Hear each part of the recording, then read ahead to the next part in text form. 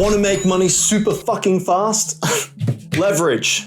Leverage is the bane of our existence. Leverage destroys everybody it touches. I get the impression through sheer experience through the thousands and thousands and thousands of students that we have that students believe that leverage is some sort of secret ticket in order to get rich quick. You have to understand something very critical.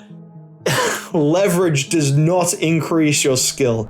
It magnifies it. I choose my words very carefully. The reason being, if you are unskilled and you don't know what you're doing, leverage increases the amount of failures that you have. It increases their size, it increases their frequency. And if you're very skilled, leverage here increases the amount of money that you can make because you're already profitable. However, even for the people who are profitable, it can be incredibly dangerous if not used correctly.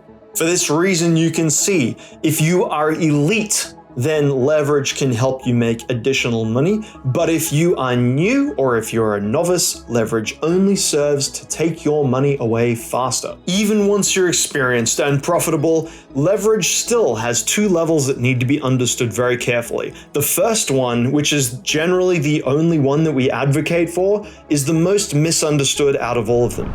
Leverage as a mechanism of capital efficiency. And number two is leverage as a means for making more profit. Everybody rolls their eyes when they hear about the first one. However, it's the most important to get right because it's the only one that we recommend. So imagine this, you have $100,000. You're pretty happy, but also you want to make sure that this $100,000 is protected.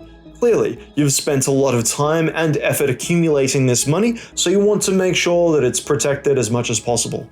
So if you were a very high-level professional, what you would do is you would keep, say, $50,000 in cold storage. So it's protected from the whole world. It is where it is, away from every possible centralized exchange or authority. Nobody can touch it. And then you keep the other $50,000 on the exchange. Say you are holding stable coins and you're holding stable coins in your wallet and you're holding stable coins on your exchange. Instead of bringing over the $50,000 into the exchange and buying $100,000 worth of Bitcoin with it, you keep the stable coins where they are.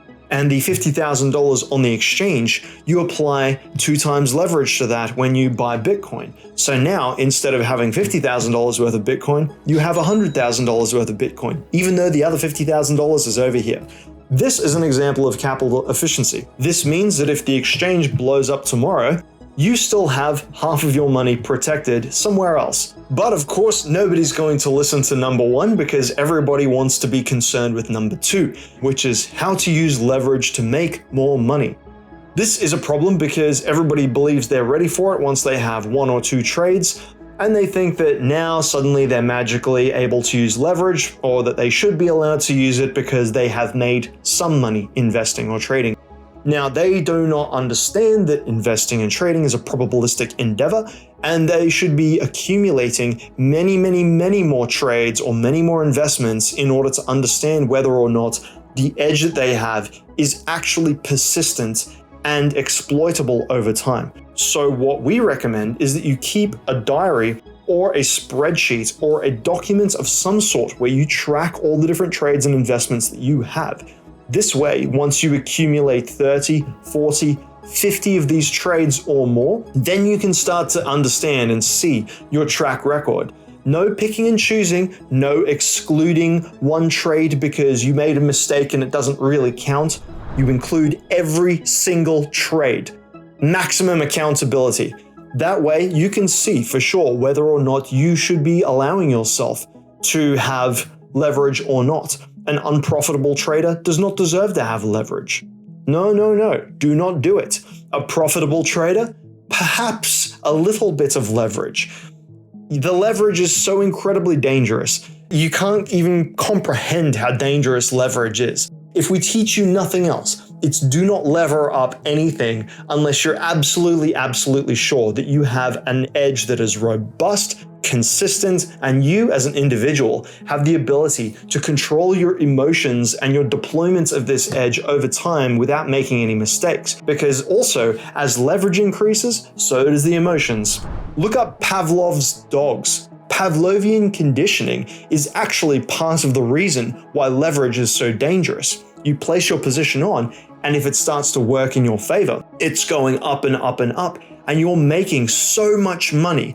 For every incremental moment that you're making more money in the market, you are implicitly being rewarded through your dopamine circuits, and they're saying to you, look, it's working. I deserve this. I'm so smart. When in reality, the only thing that's happening is the market's conditioning you to keep that position open right up until the last minute where it doesn't keep going up. And then it starts to reverse on you, and whether or not you placed on more positions or more leverage on the way up, whatever it is, you're now conditioned to not close that position because you want to see it make an all-time high again.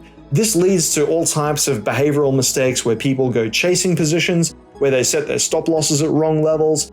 They can do a whole bunch of really fucked up things. This goes on the macro scale and the micro scale as well. So it's like investors in bull markets, they don't sell the top because they are rewarded every time they don't sell. Same thing for traders. They don't take profits where they should because they're being rewarded for not selling up until the point where it stops going up, and then it's too late. Ultimately, there's a misconception that we are trying to hold you back and that we don't want to see you as successful as possible. Obviously, that's a logical fallacy. It's quite the opposite. The reason why we tell you not to use leverage is actually because we want you to make the most money possible over the long run. We have no incentive to hold you back. We have every incentive to make sure that you succeed. That is our goal here. That is our mission. So please follow this advice. Listen very carefully to the words that I have said. Do not use leverage, play it safe out there, and stay alive so that you can multiply your money long enough to become wealthy. All right, talk to you in the next one, guys.